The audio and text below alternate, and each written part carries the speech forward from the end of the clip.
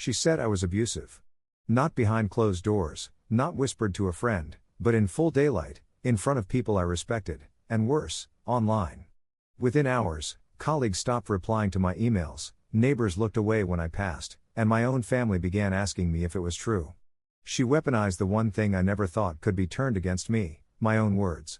Except what she didn't expect was that I kept every message, every late-night text, every carefully dated screenshot. I knew the truth. I knew the patterns. And I knew that, unlike her story, my evidence couldn't lie. This wasn't just about clearing my name. This was about survival. She tried to bury me under an accusation I couldn't disprove with words alone, so I built a case that would expose her with proof no one could deny. My name is Daniel Price. I'm 34 years old, male, and I work as a systems analyst for a mid-sized logistics company in Chicago. My job isn't glamorous. I deal with spreadsheets, process audits, and compliance reports, but I've always valued its stability. For the past 8 years, I've been the quiet guy who showed up early, turned in accurate work, and kept to himself. I never thought my name would become a headline in whispered conversations or in the kind of Facebook posts that spread like gasoline on dry pavement. The day it happened started like any other. It was a Wednesday, 8:42 a.m., and I was at my desk running a data integrity check on an inbound shipment record. I remember the hum of the fluorescent lights above me, the burnt coffee smell lingering from the office pot, and the clack of keyboards in the cubicles around me. Then my phone buzzed, 3 times in quick succession. Group text notifications. At first, I ignored them. But when I checked, my stomach went cold. Someone had forwarded me a screenshot of a post from Maya Ellis. Maya wasn't just anyone, she was my ex-girlfriend. Her words were sharp, designed to wound. He made me feel small, controlled, and unsafe. People like Daniel Price hide behind politeness, but behind closed doors they're abusive. Believe women. Don't let 'em fool you. By the time I finished reading it, my hands were trembling. Not because it was true, it wasn't, but because I knew how quickly that kind of accusation spreads. Within the hour, people at work were whispering. My supervisor called me in for a chat. My sister left me a voicemail asking if I needed help. I saw my neighbor across the hall shake his head when we crossed paths that evening, as though I had already been judged and sentenced.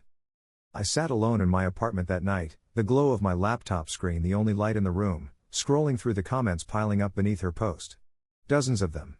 People I barely knew chiming in with sympathy, solidarity, anger. Not one voice raised in my defense. Maya had always been careful with words, but this wasn't just a story. It was a weapon. And she had aimed it with precision, knowing it would detonate in my life immediately. What she didn't count on was that I had kept everything. Every message. Every argument. Every screenshot, dated and time-stamped. That night, while my name burned online, I opened the folder I hadn't touched in months. Inside it lay the one thing she couldn't twist into her own narrative, the truth. By Thursday morning, the execution had begun. Not legal, not formal, worse than that. Social. Quiet. Invisible. At 9:15 a.m., I sent out a routine email to the regional managers, attaching the audit file I'd worked on for 3 days. Normally, I'd get a handful of acknowledgments within the hour. That morning? Silence. No replies. No read receipts. It was as though my messages evaporated into the void. By lunch, I walked into the break room to pour coffee, and the chatter died like someone had cut a wire. 2 coworkers I'd eaten with countless times packed up their trays mid-conversation and left, their eyes fixed on their phones instead of me. The message was clear: stay away from him. The worst part was outside of work. My sister, Rachel, texted me a single line. Dan. Is it true? My throat tightened. She was supposed to know me better than that. But even family wasn't immune. I typed and deleted half a dozen responses before finally sending. No. Not even close. I'll explain later. She didn't reply. That evening, I tried jogging my usual route around the block to clear my head. When I passed the corner convenience store, I saw Mr. Delgado, the owner, a man I'd traded small talk with for years, step outside. Normally he'd wave. This time he just watched, his expression unreadable, before going back inside without a word. It was as if overnight, I had become radioactive. Untouchable. And the machine feeding this silent verdict was Maya's post. By then, it had gathered over 400 likes, 200 shares, and a flood of comments. I read through them, line after line. Thank you for speaking out, Maya. So brave. I knew there was something off about him. Men like him don't deserve to hide anymore. I wanted to scream into the void, look at the evidence. Look at the actual messages. But of course, no one was asking for evidence. No one cared. The accusation was enough. I realized then that Maya had been calculating. She hadn't come out with this while we were still together, or even during the breakup. She waited. Waited until she had the audience, the momentum, the networks of friends and coworkers connected by social media. She launched it like a missile, perfectly timed for maximum impact. That night, as I scrolled through her post again, I noticed something strange. Buried in the comments was a reply she made to someone asking for proof. Maya had answered with screenshots, except they didn't look right. I knew those conversations. I remembered them word for word. What she posted was cropped, selective. And that was the first time a new thought crept in. She wasn't just twisting the truth with words. She was editing reality itself. I leaned back in my chair, heart pounding. This wasn't just character assassination. It was fabrication. And if she thought she could win this with doctored screenshots, she was about to learn that I had kept the originals. Every single one. I barely slept that night. My apartment felt like a sealed chamber, the blinds pulled shut against the outside world that had already judged me guilty. I kept replaying every moment with Maya, searching for something, anything, that could justify the word she had used, abusive. But what gnawed at me wasn't guilt. It was the screenshots she had posted. I remember the conversation she had leaked. It was from late October, a fight we'd had about her disappearing for 2 days without explanation. Her version showed me demanding to know where she was, accusing her of lying, then ending with the words, "You'll regret this." Except I never typed that. I remembered that night clearly because I had saved the thread. The real message I sent was, "This can't keep happening. I need to know if I can rely on you." Nothing threatening. Nothing abusive. Just a frustrated attempt to communicate. I pulled up my archive folder on my laptop. I had created it almost by accident. Back when we were together, Maya had a habit of rewriting arguments, claiming I'd said things I hadn't. So I began taking screenshots, first out of self-defense, later out of grim necessity. Each one was labeled by date, saved in folders by month, backed up on an external drive. I hadn't looked at them in months. But now, they might be the only thing keeping me afloat. At 2:17 a.m., I found the original October thread. My fingers shook as I compared it to what she had posted. Her version cut out half the conversation, removed her own explosive texts, and fabricated words I'd never typed. The timestamps were off by minutes. She hadn't just lied. She had doctored evidence. I sat there, staring at the screen, the blue light washing my apartment in a cold glow. My pulse slowed, my breathing steadied. For the first time since her post went live, the panic subsided. Because now, I had leverage. The next morning, I called in sick to work. My supervisor sounded relieved not to have me in the office, which only confirmed how far the rot had spread. Fine. Let them believe the worst for now.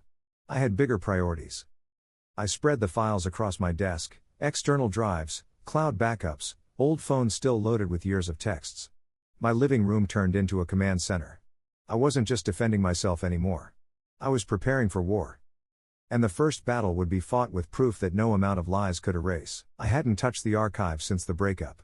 It had always felt like a bitter reminder of the constant friction, the endless arguments, and Maya's talent for twisting words until I doubted my own memory. But now, those screenshots weren't just relics, they were ammunition. I dug out everything. The external hard drive labeled 2019 to 2021 clicked to life with a faint hum when I plugged it in. My old Samsung S8, cracked screen and all, powered up after 20 minutes on a charger. I even logged into a cloud storage account I hadn't used in over a year. Slowly, piece by piece, the fragments of our relationship began reassembling on my desk. At first glance, it was chaos, hundreds of files, cryptically named, scattered across drives. But I had always been methodical. Every screenshot bore a timestamp in the file name. 2020 11-14-234712.png. 2021-0302-080945.png. I opened them one by one, cross-checking them against the threads Maya had posted publicly. Patterns began to emerge. Take December 5, 2020. She posted an exchange showing me controlling her for not wanting her to go out with friends.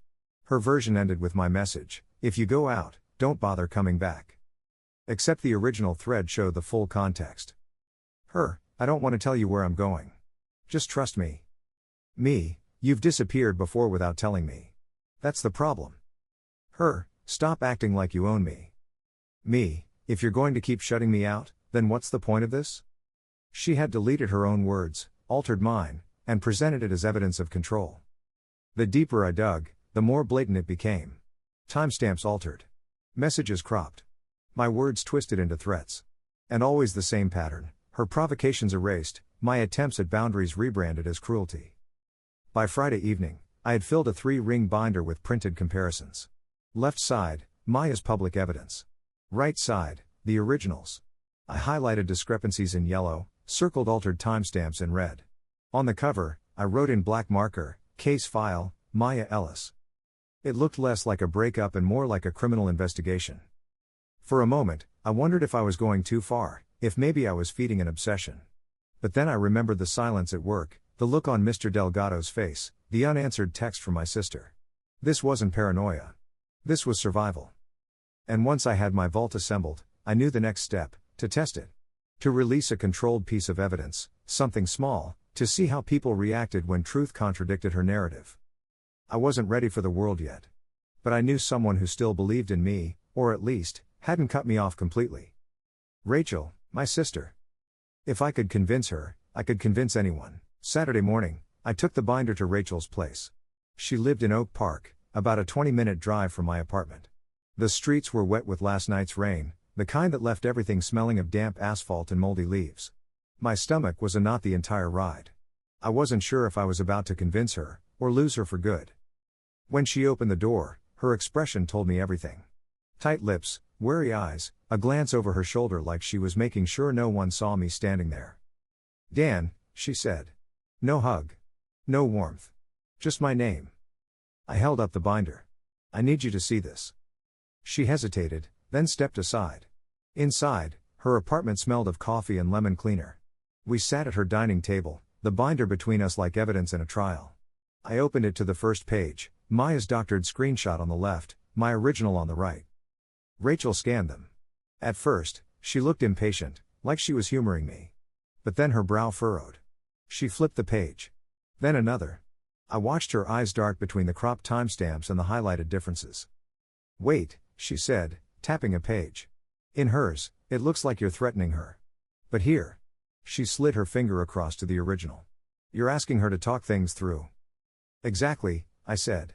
She's editing them. Cutting out her side. Making it look one-sided. Rachel sat back, arms crossed, chewing her lip. Dan. Why would she do this? Because it works, I said flatly. She gets sympathy. She gets power. She gets to destroy me without anyone asking questions. I turned another page. This one was damning. Maya's post claimed I told her, no one will believe you if you speak out. The original showed the truth. She had sent me that exact line after I caught her lying about a weekend trip. She had flipped the script, putting her words in my mouth. Rachel stared at it for a long time. Finally, she whispered, "Holy shit." That was the crack I needed. Over the next 2 hours, I walked her through the binder. Every discrepancy. Every fabrication. I didn't embellish, didn't editorialize, I just laid out the facts. By the end, Rachel's face had changed from suspicion to anger. But not at me. She's playing everyone, Rachel said. You need to show this to more people. Her words hit me harder than I expected. Because until that moment, I'd been collecting evidence like a drowning man clutching driftwood, just trying not to sink. But Rachel was right. Evidence wasn't just defense. It was offense. On the drive home, I realized the shape of my plan. Maya thought she owned the narrative. But I had something she didn't, the full record, and if I built the case carefully enough, her lies wouldn't just unravel. They'd implode. I didn't need to convince everyone at once. I just needed to dismantle her story piece by piece, until even her closest allies started to doubt her. And the first crack had already appeared. By Sunday afternoon, I understood something Rachel had hinted at without saying directly. Maya hadn't done this alone. Her post was the spark, but the firestorm spread because others carried it for her. If I wanted to dismantle her story, I needed to know how it traveled. The first clue came from a coworker, Darren, who texted me out of the blue. Hey, man. I don't know what's true, but just so you know, people at work are talking. HR got screenshots from a group chat. Thought you should know. A group chat. That explained the silence in the office. I called him immediately, but he didn't answer. A minute later, he sent another text. Can't talk. Don't drag me into this. Just be careful. That was enough. I started digging. Most of Maya's friends were still connected to me on Facebook, even if they'd stopped liking or commenting on anything I posted. I combed through their activity. A few of them had shared Maya's post within minutes of each other. Same hashtags. Same captions. Coordinated. Then I checked Instagram. One of her friends, Chloe, had posted a story the night before, a screenshot of Maya's post with the caption, "We stand with survivors. Don't let him silence her." In the corner of the image was a notification banner, half visible, that said group, Sisters Unbroken. That was the thread. A private group chat, maybe even multiple, where Maya had been seeding her version of events long before she went public. By the time she posted, the ground was already prepared. I couldn't access those chats directly, but I could track their fingerprints. At 11:07 p.m. that night, I exported my own messenger data from Facebook, something most people didn't know you could do. In the file were copies of every message I'd ever sent or received. Buried in there were conversations with people who had suddenly gone silent, people who had once been friendly but were now parroting Maya's words. Like Eric, a mutual acquaintance. Weeks earlier, he had messaged me casually about a concert. Now, his last message was different. "I heard what you did. Don't bother trying to explain." He didn't come up with that phrase himself. It matched almost word for word a comment on Maya's post. The phrasing was too consistent to be coincidence. The Whisper network wasn't random. It was scripted. I printed out the examples, added them to the binder. On one page, I wrote in thick black marker, "Vector of spread, group chats." Underneath, I listed names, timestamps, overlaps in language. Like a forensic map of infection. The irony wasn't lost on me. Maya had tried to isolate me by Whisper campaign, but now her own carelessness was giving me the trail I needed to trace her lies back to their origin. And once I had the network mapped, I knew the next step, to feed it something it couldn't digest. A contradiction. A seed of doubt. Something undeniable that would ripple through the same channel she had used to poison me. I didn't need to shout. I just needed one carefully chosen leak. By Monday, my apartment no longer looked like a home. It looked like an investigation room. The dining table was buried in stacks of paper, color-coded binders, and USB drives. The walls were lined with sticky notes, dates, names, message fragments, arrows pointing from one circle to another. If someone had walked in, they might have thought I was hunting a criminal. In a way, I was. The binder Rachel had seen was just the beginning. I needed something bigger. Something airtight. A dossier. I started by laying out the timeline. From the day Maya and I first met at a mutual friend's party in June 2019, to our breakup in March 2021, and everything since. I built it in a spreadsheet, each row a date, each column for text logs, emails, receipts, and notable events. The details stacked up quickly. October 17, 2020, 11:43 p.m. Argument about her disappearing for 2 days. Original texts versus her doctored screenshots. December 5, 2020, 8:12 p.m. Her version showed me controlling her. Originals show full context and her deleted insults. February 14, 2021, 2:02 a.m. Her fabricated thread about "no one will believe you." Originals show she typed it, not me. March 8, 2021, 5:27 p.m. Breakup argument. She accused me of neglect. Originals show her messaging 3 other men during our relationship. Each entry wasn't just a defense, it was a contradiction. A wedge between her story and the reality she'd tried to bury. But I didn't stop at texts. I added receipts. Bank statements. Phone logs. Metadata from the screenshots themselves. Every file carried a digital fingerprint, the creation date, the device ID, the upload path. Things most people overlook, but impossible to fake consistently. I documented everything, photographing my computer screen alongside the printed copies, making sure the chain of custody was undeniable. By Wednesday, the dossier had swollen to nearly 200 pages. Heavy, meticulous, and damning. As I flipped through it, I realized what I was building wasn't just a defense. It was a case strong enough to take to HR, to a journalist, even to court if it came to that. Maya had played fast and loose with perception, assuming no one would dig into the details. But I wasn't just digging, I was constructing a wall of proof she couldn't climb over. Still, one problem remained: I couldn't just dump it all at once. If I came out swinging with 200 pages, people would dismiss it as desperation, a frantic overreaction. No, this had to be surgical. The dossier was the vault. But the world needed a leak. A single contradiction. Something simple, irrefutable, impossible to explain away. A drop of acid in her network that would spread on its own. I already knew which one to use. The February 14th text, the one she had posted claiming I said, "No one will believe you." The original, complete with metadata, showed her sending those exact words to me. That wasn't just a lie. That was projection. I slid the printed comparison into a fresh plastic sleeve and labeled it, Exhibit A. The dossier was my arsenal. But Exhibit A was my first bullet. The question wasn't if I should leak Exhibit A. It was how. If I posted it publicly, I'd look defensive, maybe even obsessive. That would play into Maya's narrative. No, I needed precision. The same precision she had used against me. I decided to start with someone inside her circle. Chloe. She'd been one of the loudest voices amplifying Maya's post, but I also remembered something from months earlier. During one of Maya's rants, Chloe had quietly messaged me, "I know she can be intense. Don't take it personally." It wasn't much, but it told me Chloe had doubts. She wasn't blind loyalty, she was convenience loyalty. And that made her the perfect entry point. At 9:14 p.m. on Thursday, I sent Chloe a message. "You don't have to believe me. Just look at this. Metadata is intact. Compare it with what Maya posted. Then decide for yourself." I attached Exhibit A, Maya's fabricated screenshot on the left, my original thread with timestamps and metadata on the right. For 10 minutes, nothing. Then Chloe's typing bubble appeared. Stopped. Appeared again. Finally, a message. "This doesn't match what she showed us." Another pause. Then. "She told us you threatened her with that exact line." "Look again," I replied. She sent it. Word for word. I kept the original file. Date stamped, backed up in 3 places. That's the truth. This time the typing bubble lingered longer. Finally, she sent just one line. "I need to think about this." That was enough. Because by Friday morning, the ripple had already started.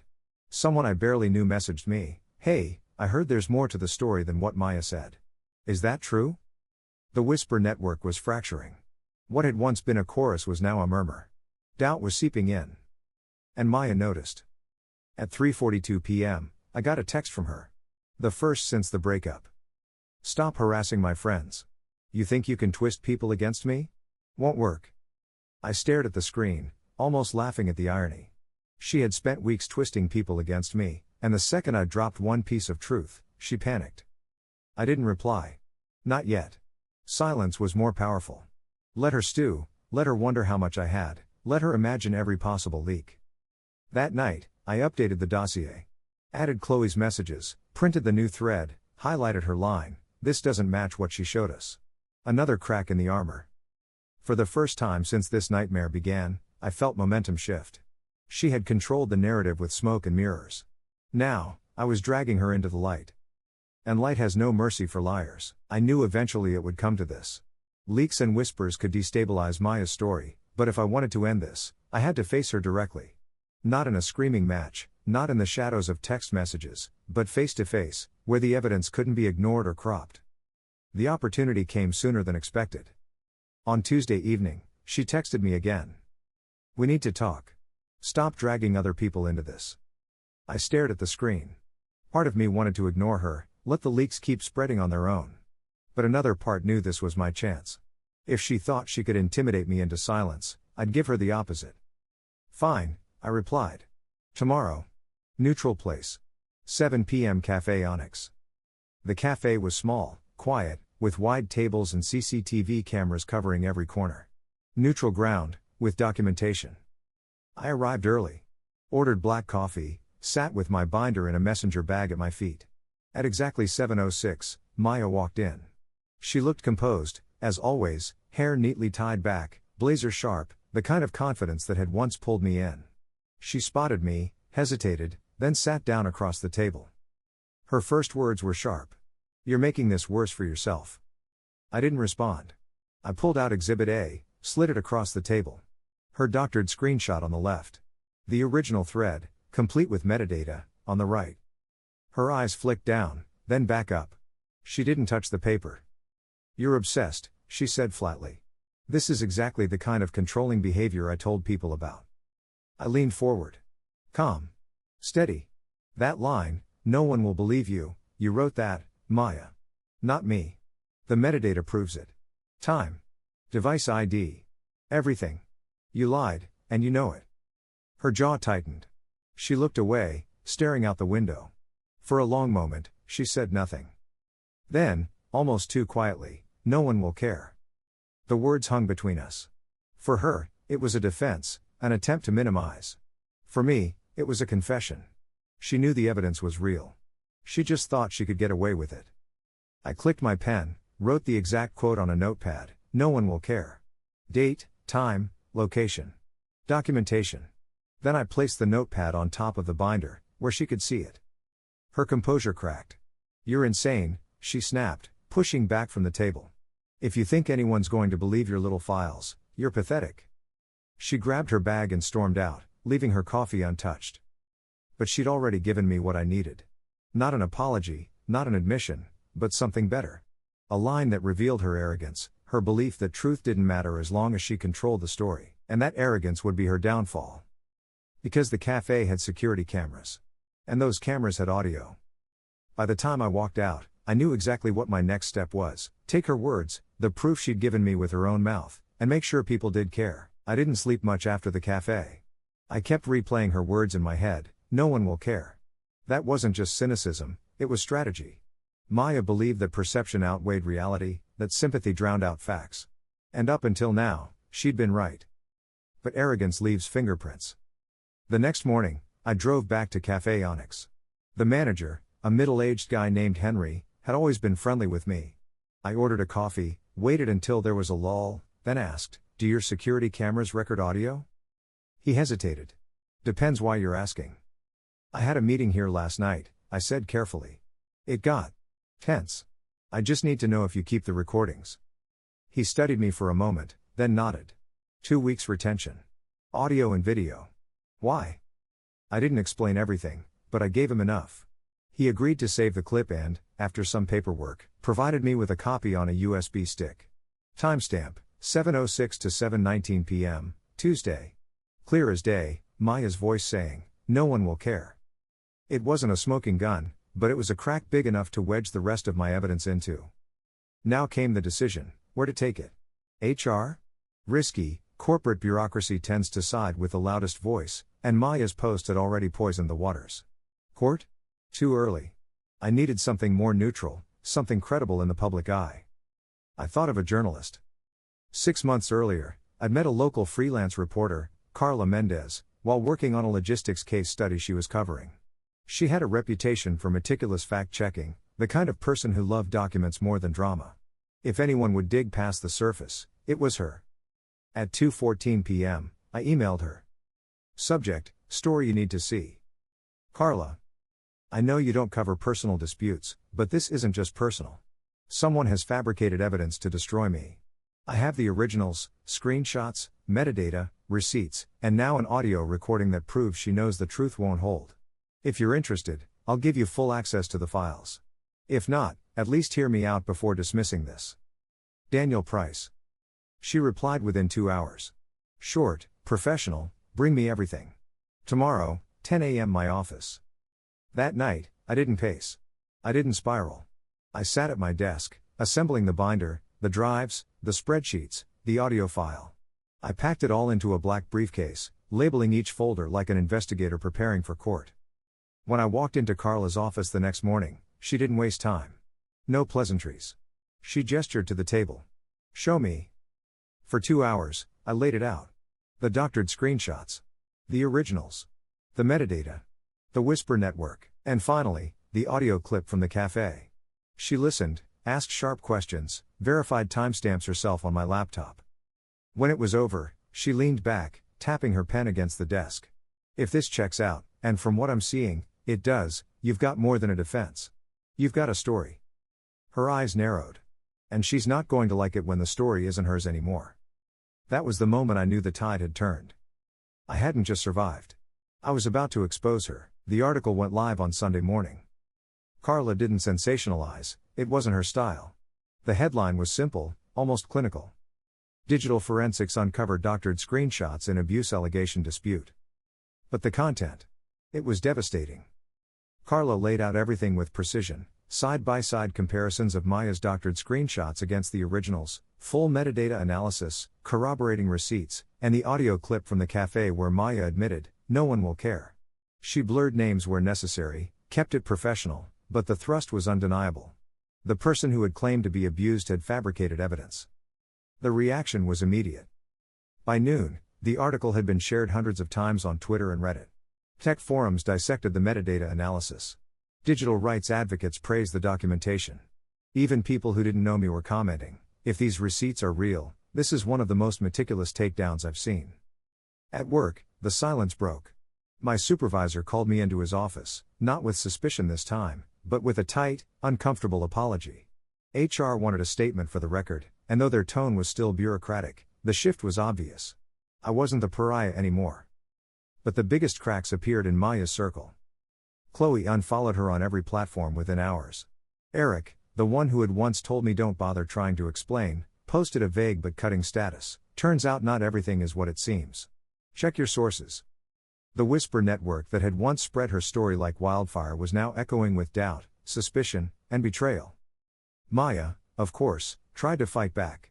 She posted a shaky video on Instagram, eyes red, claiming the article was taken out of context, that Carla was biased, that I was manipulating the system. But the problem was, she couldn't refute the evidence. Every denial only made her look smaller against the weight of documents, timestamps, and her own recorded words. The comments told the story. But what about the metadata? You can't fake that. If she lied about the screenshots, what else did she lie about? This is bigger than just drama. This is fraud. By midweek, she deactivated her Facebook. Her Instagram went private. The bold, public crusader had retreated into silence. I didn't feel triumph. Not exactly. What I felt was inevitability. She had built her tower on lies, and all I had done was remove the scaffolding. The collapse was hers alone. One evening, I walked past Mr. Delgado's store. This time, he waved. Just a small gesture, but it landed heavier than anything else. Proof that, piece by piece, the weight was lifting, but I knew better than to believe in a clean victory. Reputations don't heal overnight. Trust doesn't snap back into place. I'd won the truth, yes. But the damage she caused, relationships strained, opportunities lost, those scars would linger. And still, part of me thought back to her words, "No one will care." She had been wrong. People cared. Just not in the way she expected. In the weeks that followed, silence became my closest companion. Not the suffocating silence of suspicion, but a quieter, steadier kind, the silence that comes when people finally stop staring, stop whispering, stop avoiding you in the hallway. The article stayed online, still circulating in niche corners of the internet where people discuss digital forensics and online accountability. My name wasn't trending anymore, and that was exactly how I wanted it. At work, things normalized in small increments. Darren started eating lunch with me again.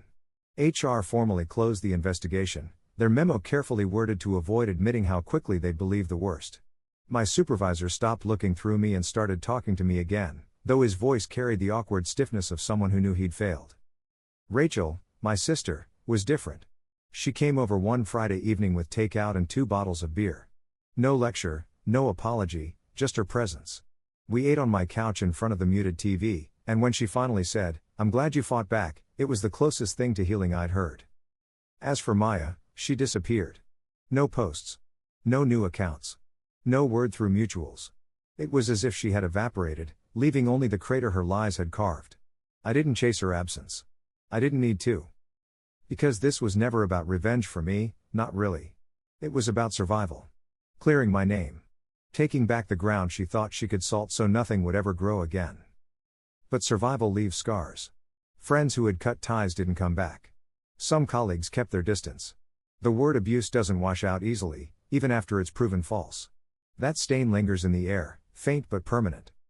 And yet, when I look at the binder on my shelf, thick with highlighted pages and timestamps, I feel no bitterness. Just certainty. Certainty that lies can fall.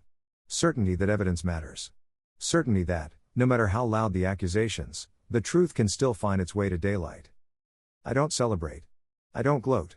I just move forward, one quiet day at a time. And every time I pass that binder, I remind myself of the single line that started her downfall, the one she whispered in arrogance, thinking it would absolve her. No one will care. She was wrong. I cared. And that was enough.